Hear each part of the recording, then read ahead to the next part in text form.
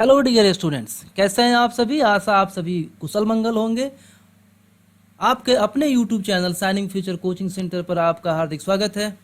आज हम आपके लिए झारखंड एएनएम जीएनएम का जो एंट्रेंस एग्जाम होने वाला है उसकी तैयारी करने के लिए भौतिक विज्ञान के प्रश्न उत्तर लेकर आए हैं। ये सारे प्रश्न वर्ष 2022 में झारखंड एंट्रेंस एग्जाम में पूछे गए थे। वीडियो में आगे बढ़ने से पहले हम आपसे एक रिक्वेस्ट करेंगे कि यदि आप हमारे चैनल पर नए हैं तो हमारे channel shining future coaching centre को जरूर सब्सक्राइब कर लीजिएगा, बेल आइकन को प्रेस कर दीजिएगा, वीडियो को खूब शेयर कीजिए, लाइक कीजिए। Thank you. जो पहला प्रश्न है वो कह रहा है कि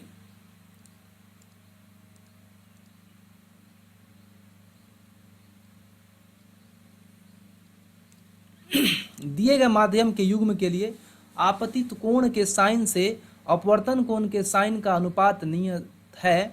इस नियम को क्या कहते हैं? इस नियम को स्नेल का नियम कहा जाता है। सही उत्तर हो जाएगा option number D. Next question कह रहा है कि निम्नलिखित में से किसका अपवर्तनांक अधिक है? ऑप्शन 1 बर्फ, option B carbon, option C माणिक, ऑप्शन डी हीरा। तो सबसे ज्यादा अपवर्तनांक वाला जो तत्व है वह हीरा है, तो ऑप्शन डी हो जाएगा राइट आंसर। अगला प्रश्न है, एक गोलाकार लेंस के वृत्ताकार प्रारूप का प्रभावी व्यास क्या कहलाता है? तो प्रभावी व्यास को अपेर्चर या छिद्र बोलते हैं। अपेर्चर या छिद्र। तो सही उत्तर हो जाएगा option number A aperture. Next question है, समतल दर्पण की फोकस लंबाई क्या है? तो समतल दर्पण की फोकस लंबाई अनंत होती है। सही उत्तर है option number C.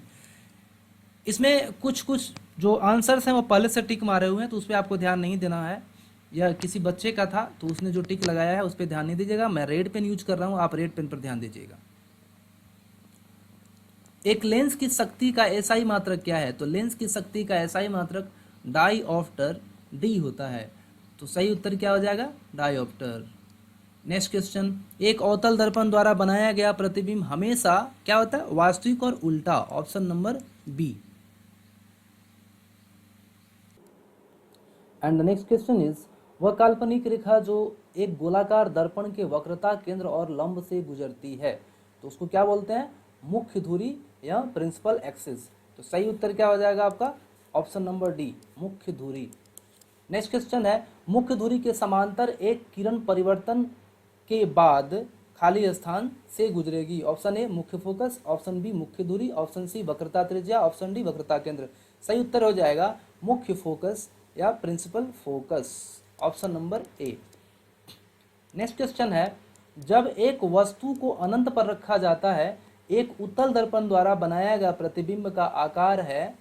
Option A बड़ा, ऑप्शन बी वर्धित, ऑप्शन सी बिंदु के आकार का, ऑप्शन डी सामान्य आकार का। तो सही उत्तर है बिंदु के आकार का, ऑप्शन सी। नेक्स्ट क्वेश्चन है, दर्पण का प्रकार जो दंत चिकित्सक रोगी के दांत की बड़ी छवि देखने के लिए प्रयोग करते हैं। तो सही उत्तर है अवतल दर्पण। जो दांत का डॉक्टर होता है वह अवतल दर्पण का यूज करता है। ऑप्शन नंबर ए।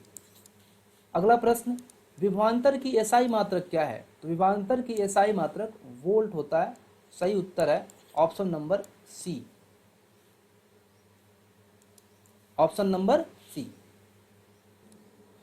अगला प्रश्न है, यदि धात्विक तार की लंबाई दोगुनी है तो तार की प्रतिरोध क्या होगा? ऑप्शन ए आधा तक कम, ऑप्शन बी दोगुना, ऑप्शन सी 1/4 तक कम, ऑप्शन डी आरंभिक मान का 4 गुना। इस प्रश्न को पुनः सुन लें। यदि धात्विक तार की लंबाई दोगुनी है तो तार का प्रतिरोध क्या होगा? ऑप्शन ए आधा तक कम, ऑप्शन बी दोगुना, ऑप्शन सी 1/4 तक कम, ऑप्शन डी आरंभिक मान का 4 गुना। सही उत्तर हो जाएगा ऑप्शन बी दोगुना।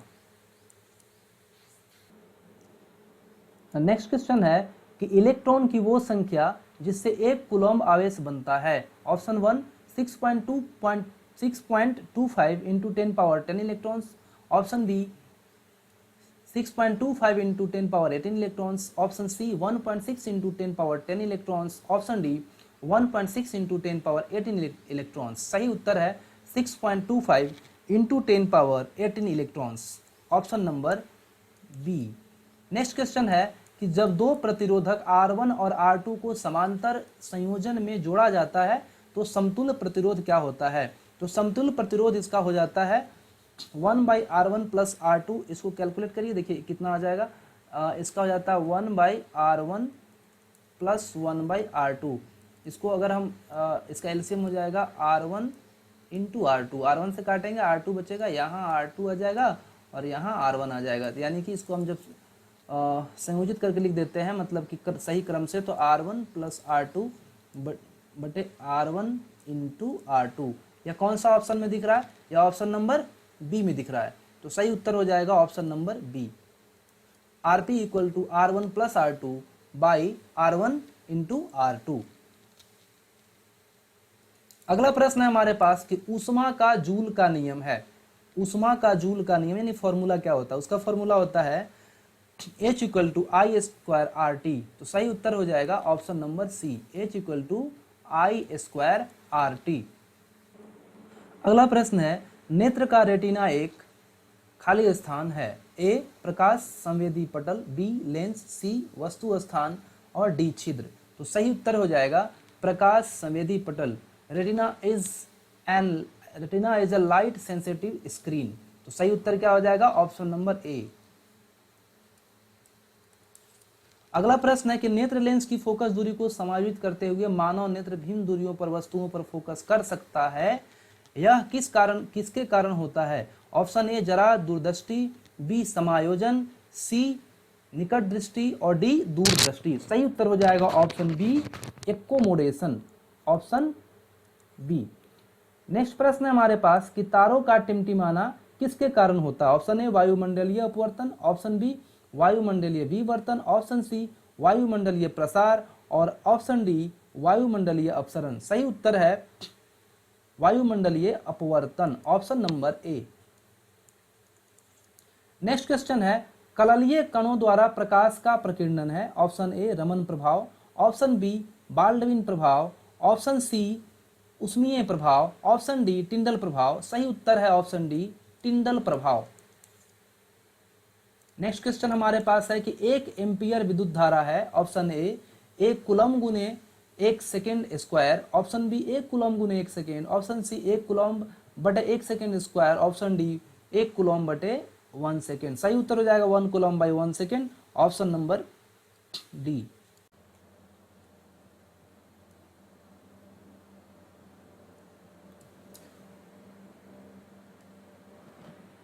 अगला प्रश्न है, लघु परिपथन के समय परिपथ में विद्युत ऑप्शन ए वास्तविकता में घट जाती है, ऑप्शन बी परिवर्तित नहीं होती है, ऑप्शन सी भारी रूप से बढ़ती है, ऑप्शन डी निरंतर परिवर्तित होती रहती है। तो option C is the right answer, भारी रूप से बढ़ते रहती है। लघु परिपथ के कारण परिपथ को सुरक्षित करने के लिए प्रयुक्त सुरक्षित युक्ति है। ऑप्शन ए प्रतिरोधक, option B fuse, option C motor, option D जनित्र। तो सही उत्तर है option B fuse. Next question है, विद्युत धारा की दिशा खाली स्थान ली जाती है।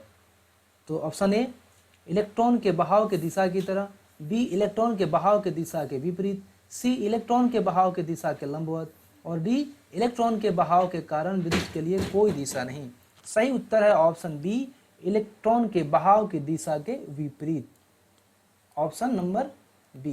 नेक्स्ट क्वेश्चन है कि एक गोलाकार दर्पण की वक्रता की त्रिज्या 20 सेंटीमीटर है, इसकी फोकस लंबाई क्या होगी?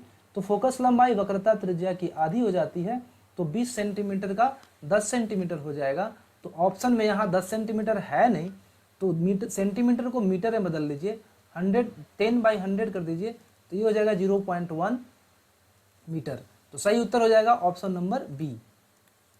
नेक्स्ट क्वेश्चन है कि प्रतिरोध 20 ओम के एक विद्युत लैंप और 4 ओम प्रतिरोध के एक चालक को एक 6 वोल्ट बैटरी से जोड़ा जा सकता है, परिपथ का कुल प्रतिरोध क्या है?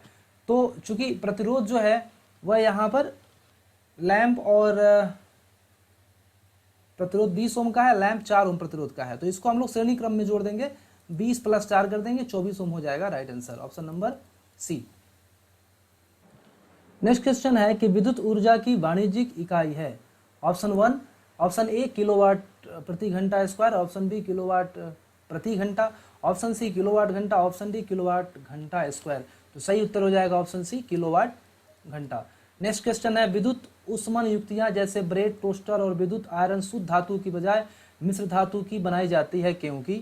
ऑप्शन ए मिश्र धातु की प्रतिरोधकता कम होती है, ऑप्शन बी मिश्र धातु की प्रतिरोधकता अधिक होती है, ऑप्शन सी यह प्रतिरोधकता पर निर्भर नहीं है, ऑप्शन डी इनमें से कोई नहीं।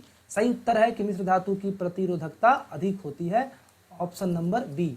अगला प्रश्न है कि फ्लेमिंग के बाएं हाथ के नियम के अनुसार तर्जनी की दिशा किस ओर होती है? ऑप्शन ए विद्युत धारा, ऑप्शन बी चुंबकीय क्षेत्र, ऑप्शन सी लगाया गया बल, ऑप्शन डी चालक की गति। सही उत्तर है चुंबकीय क्षेत्र, option B.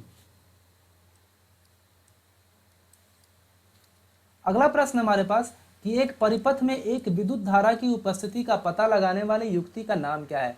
Option A voltmeter, option B galvanometer, option C प्रतिरोधक, ऑप्शन डी डायोड। सही उत्तर है बी गैल्वेनोमीटर। नेक्स्ट क्वेश्चन है ईएमआई की प्रक्रिया है एक पिंड को आवेशित करना, एक कुंडली के माध्यम से विद्युत धारा के कारण चुंबकीय क्षेत्र उत्पन्न करने की प्रक्रिया।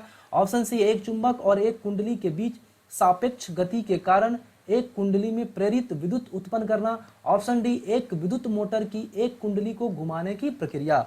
सही उत्तर है ऑप्शन सी एक चुंबक और एक कुंडली के बीच सापेक्ष गति के कारण एक कुंडली में प्रेरित विद्युत उत्पन्न करना। इस वीडियो के लिए इतना ही। आपसे एक रिक्वेस्ट है कि आप हमारे चैनल हमारे पेज पर बने रहिएगा। हम आपके लिए रेगुलर इंटरवल पे वीडियो लेके आते रहेंगे। Thank you very much.